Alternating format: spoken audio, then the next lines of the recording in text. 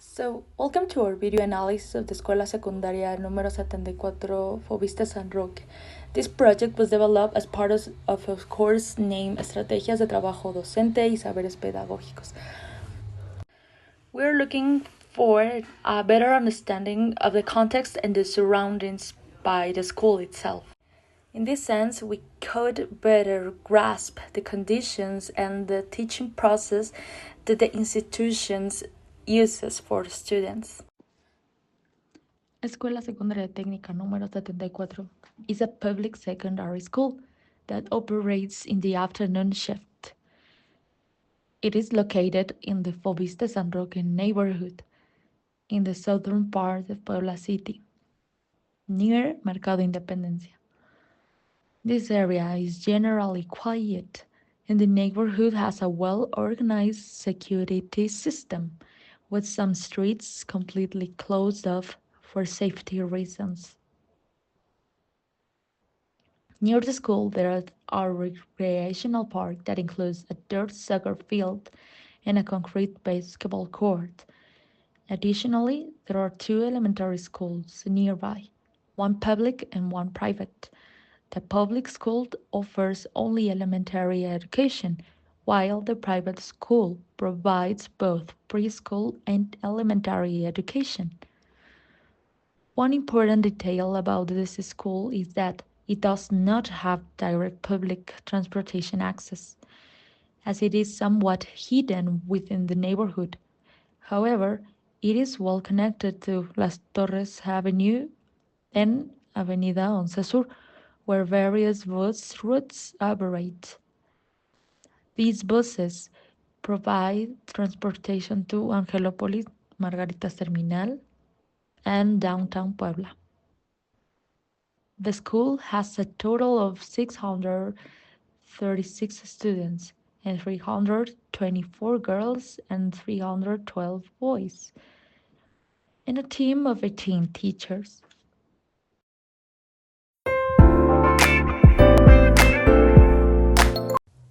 The New Mexican School, a comprehensive approach. Education is the foundation of progress and development in any society. In Mexico, the New Mexican School seeks to transform the way teaching and learning take place, focusing on the comprehensive education of students. Principles and objectives. The New Mexican School is based on principles such as inclusion, equity, and quality. Its objectives are to form critical, creative, and community-committed citizens. Pedagogical approach. The New Mexican School promotes a student-centered pedagogical approach that fosters curiosity, creativity, and critical thinking. Teachers' role. Teachers play a fundamental role in implementing the New Mexican School.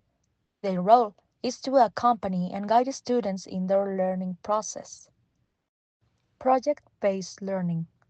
The New Mexican School promotes project-based learning, which allows students to develop skills and competencies in real-world contexts.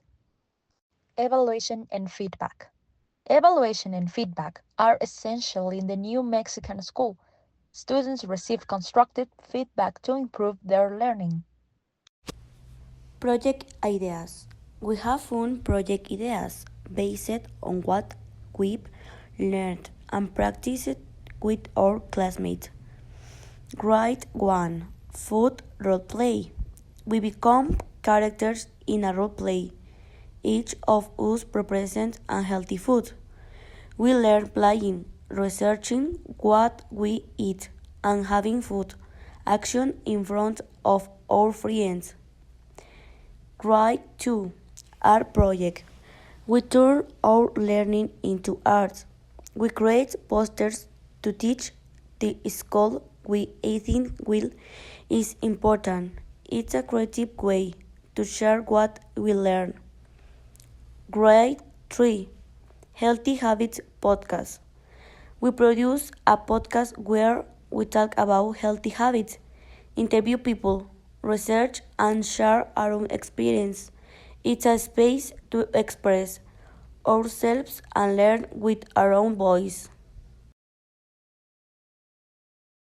¿Cómo implementa la NEM o cómo usted ve que se implementa la NEM y qué impacto ha tenido en el desarrollo académico? Pues ahorita con los docentes hemos estado desarrollando el trabajo por proyectos, en cada disciplina como entre disciplinas, Claro. pero es algo que todavía nos falta avanzar. Sí. También la evaluación formativa, por ejemplo,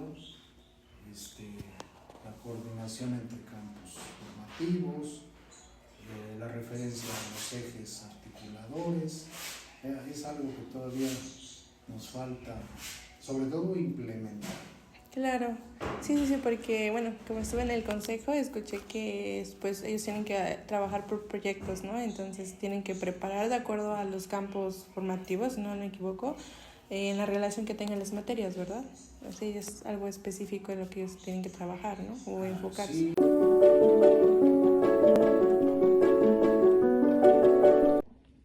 Today, we would like to talk about how to design situated didactic intervention in the English classroom at the secondary level, based on the principles of the Nuevo Modelo Educativo Mexicano NEM.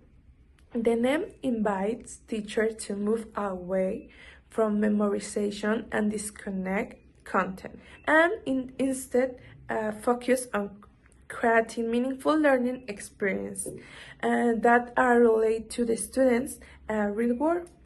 This means that when we plan our classes, we should consider their interest, environment, needs, and social context.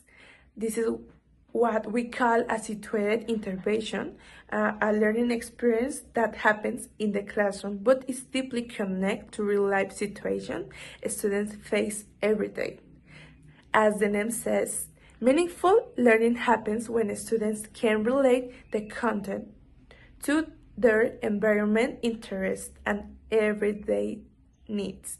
In English, this is especially important. Students should not only learn grammar and vocabulary, but use the language to communicate ideas, express emotions, solve problems, and reflect on their lives. To achieve this, we must design activities that include real problems, social use, or topics that matter to a student. For example, in my project, I focus on violence at school, and a student create a poster in English with messages to promote peace and respect. Through this, they use their language with clear and useful purposes. As final product, the student created a poster with messages in English to promote peace, empathy, and respect using everything they have learning. This activity was not only about language, it helped a student reflect on their own behavior and context. Think about violence, war as a teen, and use English with real purposes. And in conclusion, designing a situated intervention helped us connect language learning to a student reality, making the classroom a space for communication, reflection, and transformation.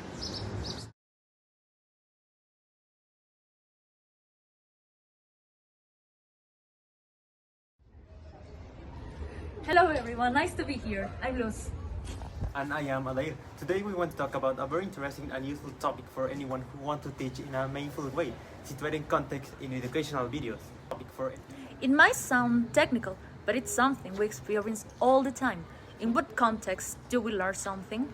And how does that context influence what we understand and how we apply? And that's exactly why it's essential to discuss this, because when we understand situated context, we can design more realistic and effective and motivating learning experience for our students. First, let's define the concept. A situated context is a specific environment where students apply their knowledge. It can be real or simulated space. But the important thing is that it reflects authentic and relevant situations for them. In other words, it's not just about teaching content, but about placing that content in a situation that makes sense to the students. What is the point of learning this, and when will I use this? Let's look at some examples to make it clearer. Imagine you're an English teacher. Instead of just doing grammar exercise, you ask the students to do a role play, ordering food at a restaurant, or creating a video blog where they talk about their hobbies, or even participating in a science fair explaining an experiment in English.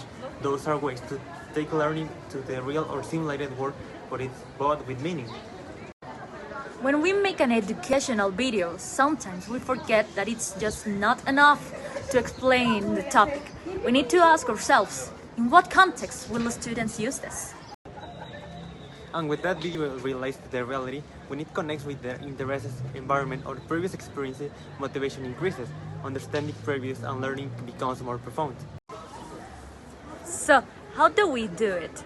A key strategy is to use local or cultural references. For example, if your group lives in a rural community, you can use examples that talk about their daily life, like the market or the countryside. We also need to consider the level and the previous experience of the students. A good situated context starts from what they already know and challenge them to go one step further.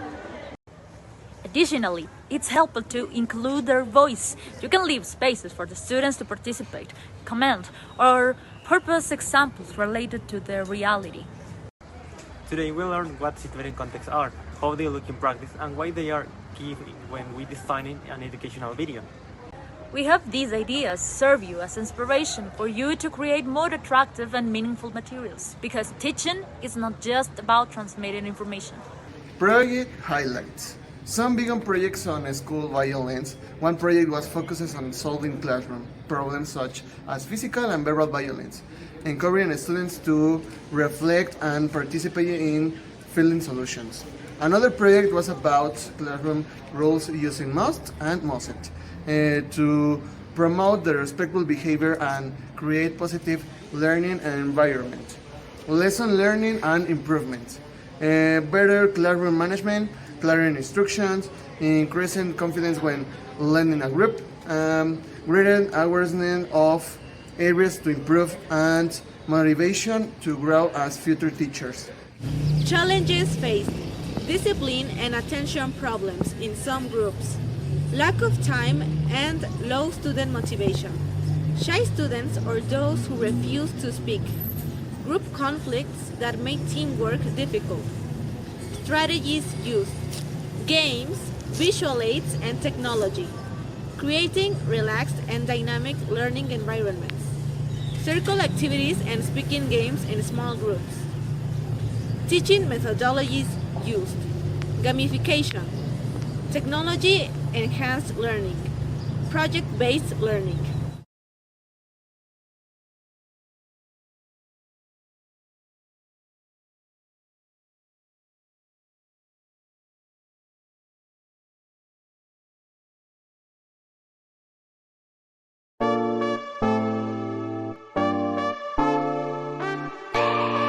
Welcome! In this short video, we will reflect on the importance of education and school culture in real-life communities like fovisste San Roque, located in this neighborhood is home to around 2,100 people, many of them young families with children in school.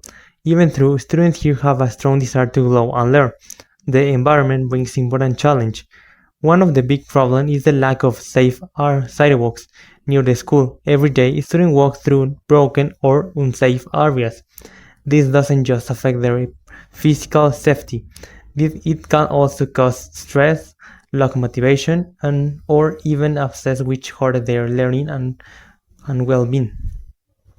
Inside the classroom, we also see a special kind of student culture. In some groups, there is a strong friendship, teamwork, and respect, but in others, there are moments of students are left out, and that makes them feel sad or less confident.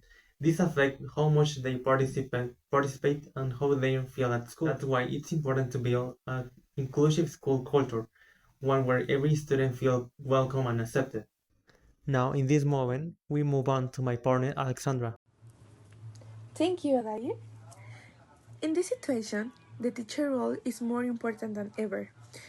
Teachers are not only here to teach knowledge, we are also here to promote values like respect, empathy, teamwork, and creativity.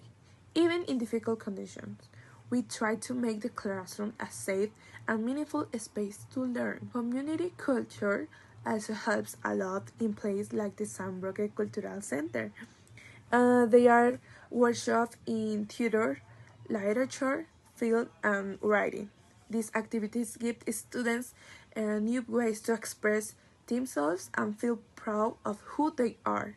They help young people feel connected to their roots and discover their talents. In conclusion, education and culture are deeply connected to the place where we live. Problems like broken sidewalks or unsafe space directly affect the school community, but the way students try each other in the classroom also matters. That's we all teachers, parents, and leaders need to work together to create a better environment, support cultural activities, and offer a strong, respectful, and inclusive education for all our students.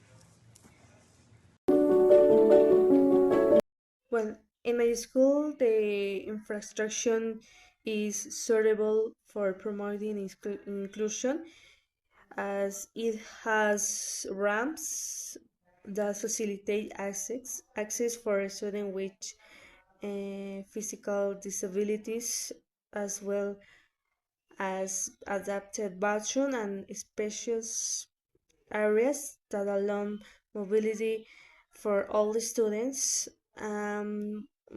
Besides the classroom are acad with projects and technology that support the learning of all students and, and allow for a variety of teaching methods. During my practice in this secondary, I saw something that really touched me. Okay, the students were preparing a dance for their graduation. One of boys in the group had a visual disability. He could not see, but he wanted to dance like everyone else. A girl from his class helped him. She gently moved his arm and feet. She told him when to turn, when to move, and how to follow the music. He listened carefully. He remembered in all the steps. He did not dance perfectly, but he danced with the group, with rhythm, with joy. That moment made me smile. I also saw that many students helped each other. I don't know if the teacher told them to do it, but the students included their classmates naturally. Um, okay, so I think the real inclusion start there, with kindness, with support, and with the wish to see everyone belong.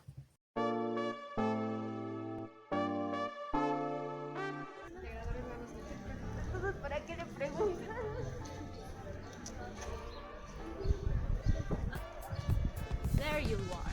Come with me, I want to talk to you about the name. Hello everyone. As a team, we'd like to briefly share how Nueva Escuela Mexicana NEM is reflected in the class plan of the English course within the formative field and languages. NEM is a national proposal that seeks to transform education in Mexico. It promotes a human, inclusive, and community-based approach focused not only on knowledge, but also on forming students who are critical, empathic, and aware of their social context. One of the main changes introduced by the name is the idea formative files, which group together relate subjects or promote more meaningful learning. These are languages, knowledge, and scientific thinking, nature and society, the human and the communal. Each one helps students develop the skills and attitudes that they need for life, not just for academic purposes. Another important aspect of NEM is the use of development phases instead of traditional school ways.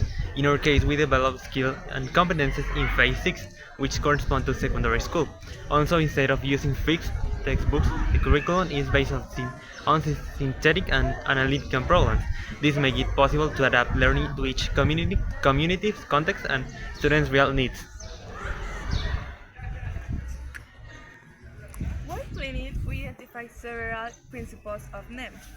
It promotes collaborative work. It encourages an interdisciplinary approach. It includes inclusion, equality, and human rights. And it's to connect learning to real-life situations. For example, context-based of the topic of violence in English class, using the language to help students identify ways to prevent or set boundaries in everyday life.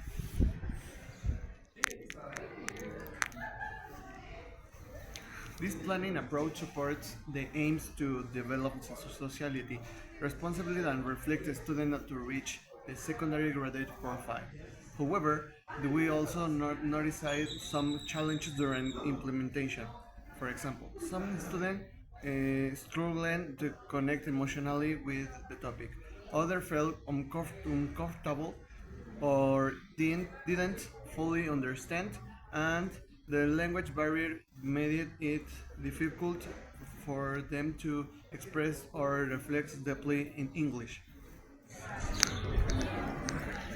From this experience, we learned that even a well-aligned lesson plan may fall short if students can't connect emotionally or face language difficulties.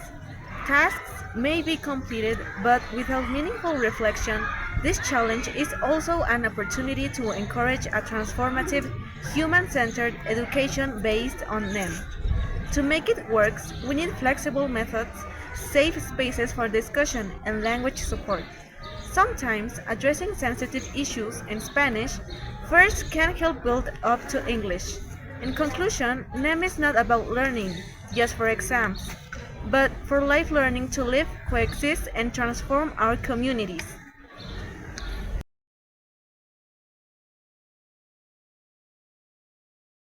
Hello, we're going to present our results and reflections from the observation instrument we each applied during our teaching practice. This observation helped us apply several concepts from semantics and pragmatics.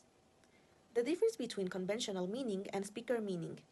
How inference helps students understand messages that are not fully explicit. The use of speech acts like giving orders, asking, praising, or requesting. Observation overview and collected phrases. Across the different grades we observed, we noticed a variety of classroom language being used. We tried to combine praise, instructions, and clarification. For praising and encouraging, we often use expressions like very good job, and excellent to motivate and reinforce participation. For giving instructions and eliciting responses, phrases such as repeat after me, take out a piece of paper, come to the front, can someone read this, and listen and write help organize tasks and involve students actively. In terms of presentation, sequencing, and clarification, we use expressions like first, we're going to play a little game. We're going to see a little presentation. Ready? And any questions? Which help guide the flow of the lesson and check for understanding, analysis, and pragmatic corrections. We identified routine patterns like which serve as natural classroom drills. Some expressions that were very clear, useful, and effective during our observations were repeat after me. This is a classic phrase used in language classrooms. It's simple, direct, and helps students practice pronunciation in a guided way. Very good. It's short, but it provides positive reinforcement. It motivates students after a correct response. Good afternoon. A polite and effective greeting that sets a positive tone at the beginning of class. Come to the front. This phrase was used to call students to participate. We also noticed some phrases that could be improved to make the teacher's intention clearer. For example, we heard the phrase, the time is over. Even though students understand the general idea, this isn't a natural way to say it in English. A better version will be, time's up, or let's move on. Another phrase was, first, we are going to play a little game, and tell students what will happen next. Still, it could be simplified a bit to sound more natural like, Let's start with a little game.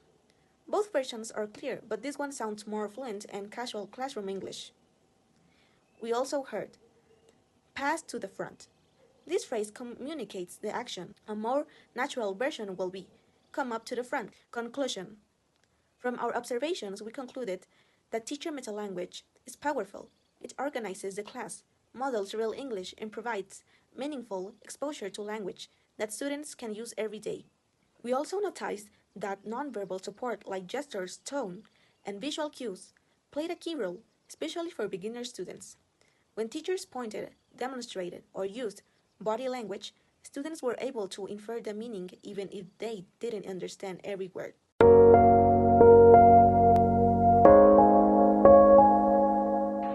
Hi, in this part of the video, I'd like to talk about the importance of introducing literature to children from an early childhood and how to do it with a meaningful in a creative way. Literature is not just about reading words, it's about imagination, connection, and expression. And when we bring stories to life through visuals, sounds, movement, or colors, we help young learners truly experience the story, not just hear it. Throughout the semester, we explored different tools like big books and picture books. These aren't just books with drawings, they are powerful strategies that make reading more accessible and engaging for young children. With large images, clear text, and interactive storytelling, these books allow children to visualize what they are hearing, predict what might happen, and even participate in the story as it unfolds. This kind of interaction builds early literacy skills, critical thinking, and most importantly, a love for reading. So, here's our proposal. Create a reading corner with rotating big books that match classroom themes or seasons. Let students act out parts of the story or even draw their own version of what happens next. These moments will help them see books as fun, familiar spaces, not as something distant or difficult. Let's make literature part of their world, not just something they study, because when we plant the seed of storytelling early, the impact can last a lifetime. As Barack Obama said, reading is a gateway for children that makes all other learning possible.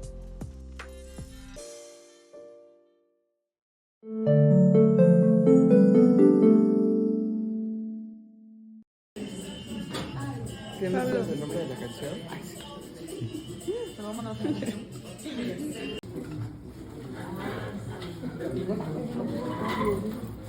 Creo que no se vio. No, ya está grabando. Ya está grabando. Sí.